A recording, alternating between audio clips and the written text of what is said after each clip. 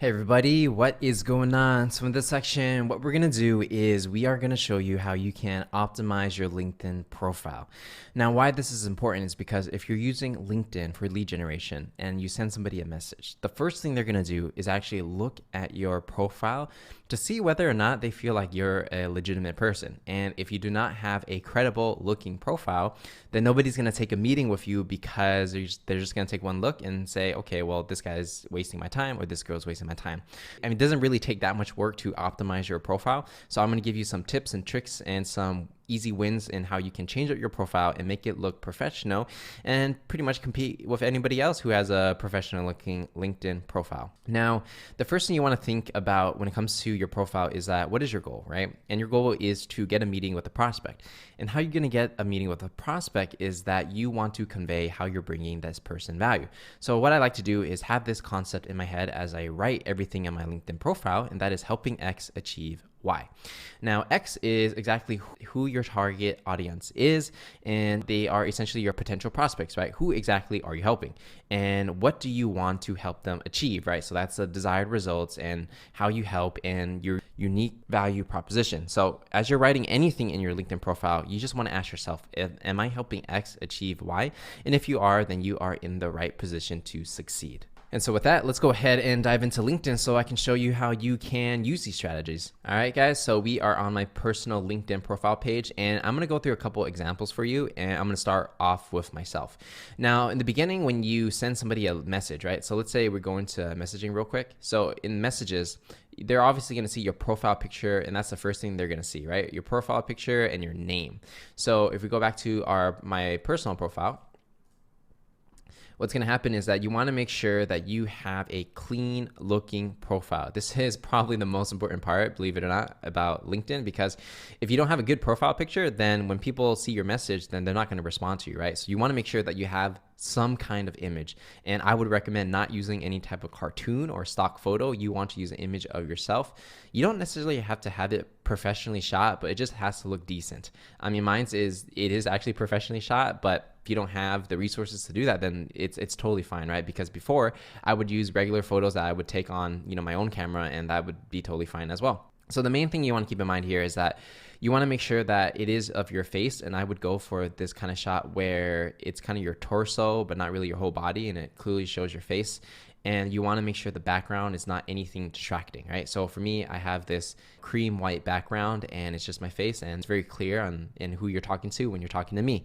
If I go into my network, right, what's going to happen is I'm going to show you some examples of people who may not have clear background. So if you can see here, this is a good photo because it's it's her face and a clear background. It works. This one, it's okay. It's a clear background, but you can kind of tell that this person probably just shot it on their phone in their house with not good lighting. So that's okay, but it's not the best. This is fine too. It doesn't have to be just your top. It can be your body, and that's fine. This is pretty clear. See, as you can see, there's a common theme, and everyone's doing the same thing where it's just their face, or maybe it's their body and up, and the background's not very distracting. So this one's good, this one's good, this one it's a little distracting in the back. And let's try.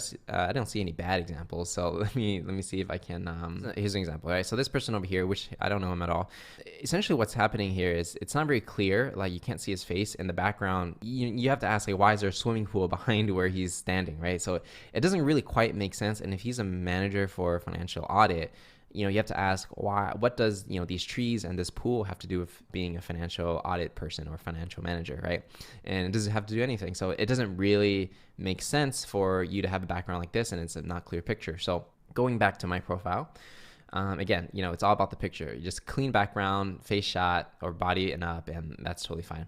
The next thing they're going to see when they go onto your page is your name, right? So you want to make sure you're using your name. And the second most important thing is actually this line right here. So it's going to be your tagline, right? So a lot of people, they actually put their job description here. So if you're an entrepreneur, you could say founder of XYZ, or if you're an account executive or sales development rep, you could put sales development rep at whatever, and you could put it right here.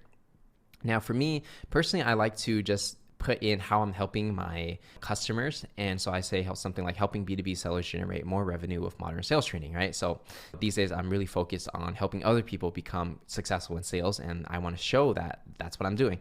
Now I could put something like founder of XYZ, right? Like I do here, but in this case, for me, that's not important. I'm more focused on the results that I give to my customers, and that's just a personal choice. From there, your background image, it doesn't really matter. Just make sure it's not distracting and it's a high quality image, and that's totally fine. I just put Sales Legacy because that's my main project right now and people don't know about it, right? So in the next part is your bio, right? So you're basically just talking about yourself. And for me, it's just like Patrick saying, is the founder of SalesLegacy.co, a sales coach, speaker in Los Angeles, and it doesn't really matter what you're putting in here, as long as it's just something that when people read it, they're like, okay, well, this guy's legitimate. I know a little bit more about him. He graduated from University of Southern California.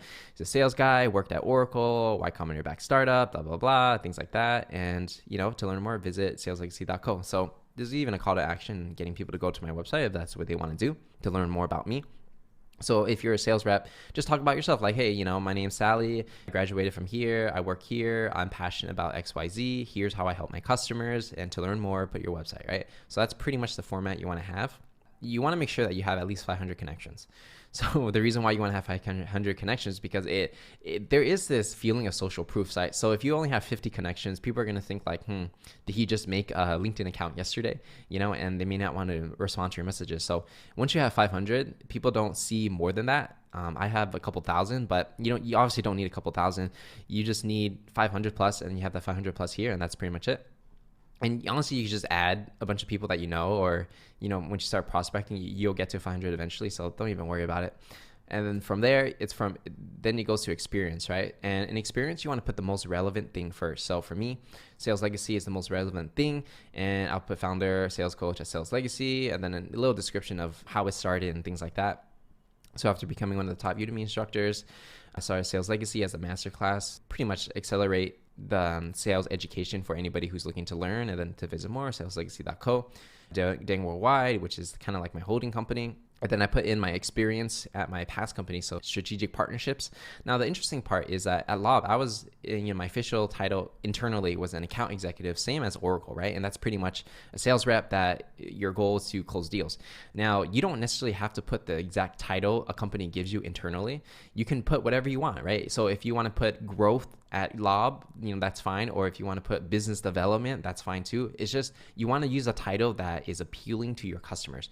You don't want to put salesperson here, right? Because if someone sees salesperson, they don't want to be sold. But if you put strategic partnerships and I'm reaching out to somebody, they're going to think like, oh, this guy is in the partnerships department, which is the same as sales actually. But in their eyes, they're perceiving you as different. They don't perceive me as a salesperson. They see me as someone that can create a partnership, right? And so as you think about your sale, you have to think about what makes the most sense for you. It might be sales development rep, and that's fine. Or it could be like, business development at whatever, and that will work well too. So really use your preference and what you want to use. But I like to use names that don't turn people off the moment they see, what I do for a living, right? And then from there, education, just put in wherever you went to school if you want. You could put in the years if you want. You don't have to. Volunteer experience, just add a little flavor. And, if you do volunteer, put it in. And, why not? Because sometimes another person might have volunteered at the Boys and Girls Club too, like I did. And they might be like, hey, I volunteer too. And you build some kind of rapport, right? From there, recommendations. Honestly, recommendations don't really matter. Like I remember before I had like 0 recommendations and it literally made no difference. So don't even worry about that. Honors, awards, accomplishments. It's so small here that people aren't going to look at it. Interest, people literally don't care about this. So really the most important thing when it comes to your LinkedIn profile page, now that we went through the entire thing, is going to be the top, right?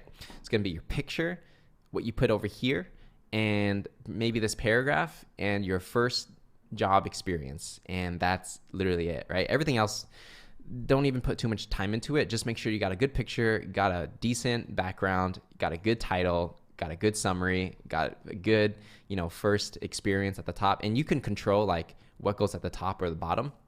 So just make sure the first one's the most relevant and put some information about yourself. Like these, if you notice, like at Oracle, I used to work there, right? But the thing is, I don't put any information there because it's not necessarily relevant to what I'm doing now. They just need to see that I worked at Oracle in the past, but really I'm all about training other people and helping them become successful in sales. So that's why I took out all the descriptions I had before, because I want them to focus on what's most important to me right now. So that's pretty much how you want to optimize your profile. And once you start filling it out, they're going to have this ranking over here. So All-Star is the highest. And honestly, don't even worry about whether or not LinkedIn says you're an All-Star. That just means you filled out everything. So just make sure it's complete at the top. And that's the most important. It's also going to show you, who viewed your profile, how many times you appeared in search and things like that. And, it can be interesting in that you'll see that when you write a message to somebody, you can see that they looked at your profile. So they're somewhat interested, right? And if they don't respond to you after looking at your profile, you know that something's wrong because they're interested enough to look at your profile, but you didn't grab their attention. So that's why, you have to have a decent looking profile. You don't have to make it perfect. There's really no such thing as perfect. You just got to make it decent. So that's my example. So let's go ahead and give you another example. So I'll give you like Gary Vaynerchuk, right? Everybody knows Gary Vaynerchuk. So for him, he does the same thing as me. He put his company in the background, his name, Chairman VaynerX, CEO, blah, blah, blah. So basically who he is about, because when this is right here, right? This line over here is important because when people look at you or look at your profile, it's going to have your name, your picture, and your title, right? So that's why you want to make sure you have something that represents you.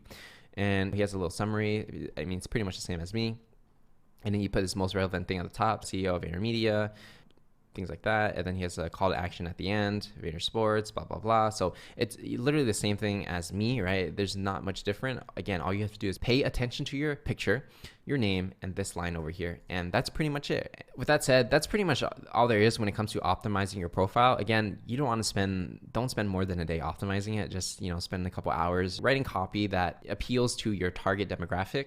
And you really want to make it appeal because for me, I'm saying I'm helping B2B sellers generate more revenue. So immediately, anybody who does B2B sales is going to be like, this guy's interesting for me because he's teaching people how to do B2B sales. Now, once you have that focus and you know who your ideal customers are, then you could write more targeted messages for the specific individuals.